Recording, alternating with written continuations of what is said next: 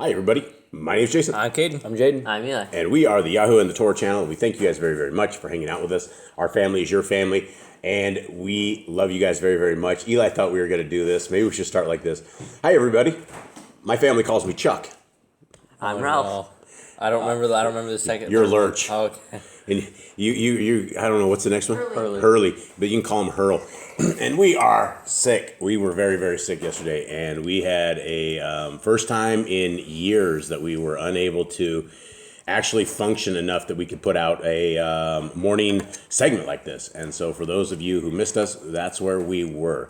And if you don't see us in the mornings, there's a tragedy or there's something happening at this place, because we did a vow a long time ago to Yah that we would always do this, that we would always make this happen. And so yesterday was the first day that we were unable to.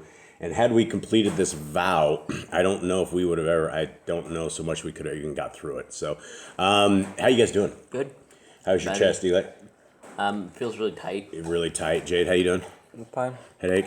A little bit. Yeah, Cade, you're still on it. Yeah, we were all taken to school, and so this is what the school ride is.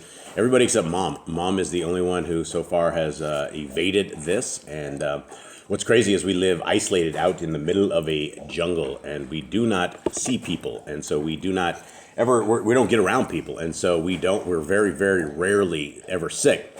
And right before Shabbat, on a Friday before Shabbat. This old timer that used to live by us, he came down to get his branding iron that I had borrowed, and he brought us a little bag of potatoes too, which was really nice because we had zip.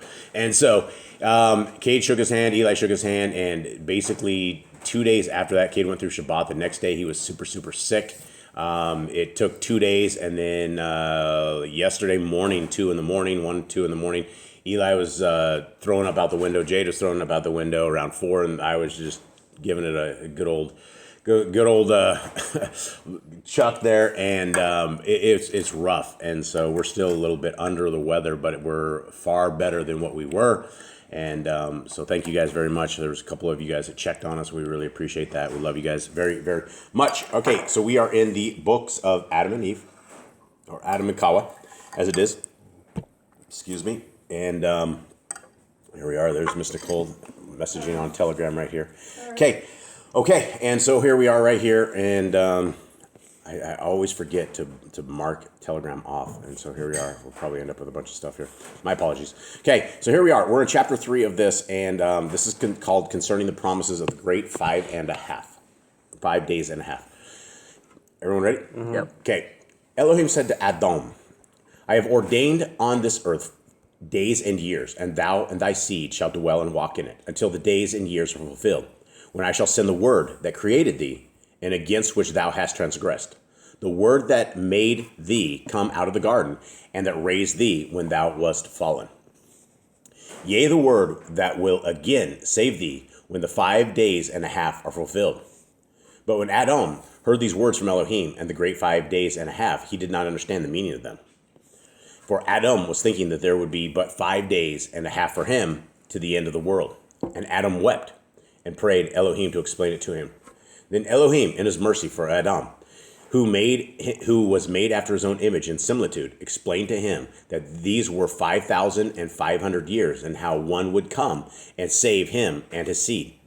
But Elohim had before that made this covenant with our father Aḍam in the same terms, ere he came out of the garden, when he was by the tree whereof Ḥawwah took the fruit and gave it to him to eat.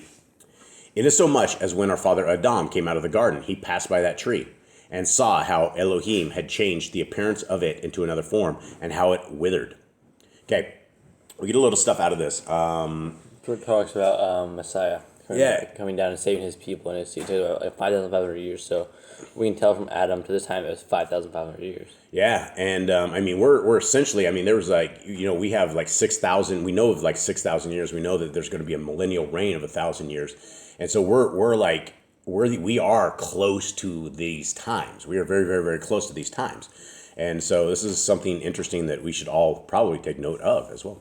Okay, and as Aḍam went to it, he feared, trembled, and fell down, but Elohim in his mercy lifted him up, and then made this covenant with him. And he's talking about when he was still in the garden.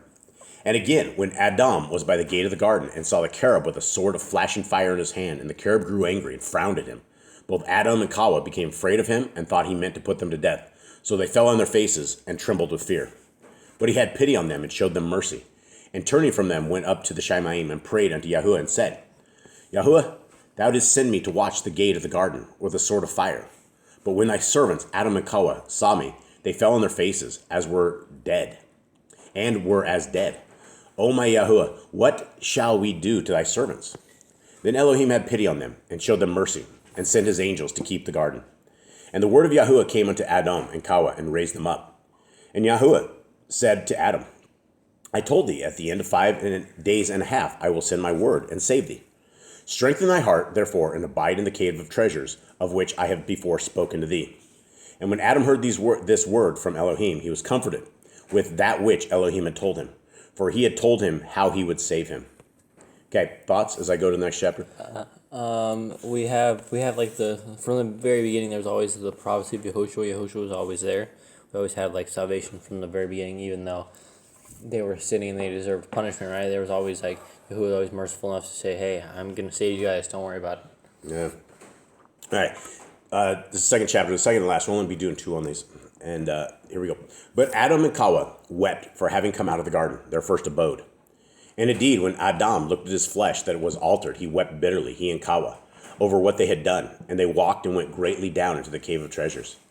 And as they came to it, Aḍam wept over himself and said to Ḥawwah, Look at this cave, that is to be our prison in this world, and a place of punishment.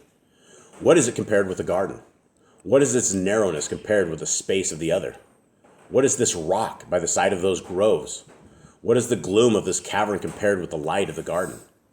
What is this overhanging ledge of rock to shelter us compared with the mercy of Yahuwah that overshadowed us? What is the soil of this cave compared with the garden land? This earth strewed with stones, and that planted with delicious fruit trees? And Aḍam said to Ḥawwah, Look at thine eyes, look at mine, which before beheld messengers in the Shamayim praising, and they too without ceasing. But now we do not see as we did. Our eyes have become flesh. They cannot see in like manner as they saw before. Aḍam said again to Ḥawwah, What is our body today compared to what it was in the former days when we dwelt in the garden? After this, Aḍam did not like to enter the cave under the overhanging rock, nor would he have entered it. But he bowed to Elohim's orders and said to himself, Unless I enter the cave, I shall again be a transgressor. So they had a lot. So whatever's in the garden, you must look a lot different. Like in your eyes and see things of heaven. Yeah, and we learn later on. I don't spoil this, but too much. That they were able to see the messengers. They were able to talk to the messengers, and in this fallen state that they are in, they can no longer, that divide between. They lost a lot coming out of the garden. Yeah, absolutely. They lost their animals that used to talk to them. Their animals that used to be subjected to them. Now things are, it's a lot different, right? And the ground is different. Instead of the grass being soft and nice and lush and no weeds and things of that nature, there was issues, right? There's rocks and all of this crazy stuff out there that, and that's the thing, again, is when we read this, we have to understand that these guys were like infants that were born into a human body. And so they did not have, they went from paradise to what he would say as a prison, and he did not. He's not happy with it, and he's never really happy with the Cave of Treasures. But this is their home, right? And Yah gave them a home outside of there. And that's the first house they had. It was a cave, and so were there cavemen? It appears so, and it appears that Aḍam was it, but it doesn't appear as they were, like the movies and the pictures of the bumbling cave people that are like, and they don't rolling stones, and they just walk around the clubs. Yeah, walk around with clubs and things of that nature.